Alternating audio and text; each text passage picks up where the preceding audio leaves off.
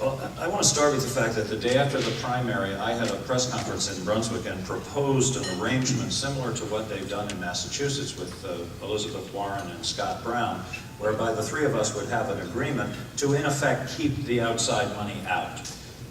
Cynthia Dill expressed some interest in that proposal. Mr. Summers said pretty unequivocal no. And here we are.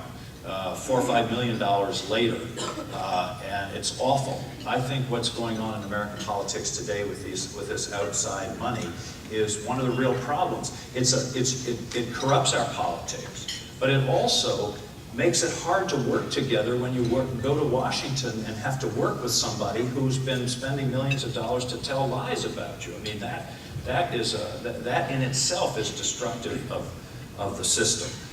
I think it's probably unconstitutional, but I came up with an idea the other day. We ought to say only the constituents can contribute to the campaign. Wouldn't it be neat if only people in Maine could contribute, and then we'd have a pretty straightforward campaign without all this nonsense coming from out of state. And yes, I know that some people are now spending money on my behalf. I tried to keep it all out, and I regret that, but that's the system that we're in now. And it really is corrosive, and it's, I'm stumbling for words here because it's so bad.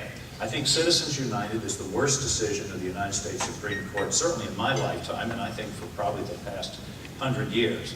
And if we don't begin to rein in this issue, and by the way, my first vote, I hope, will be on something called the Disclose Act, so that at least we know who's paying for these ads.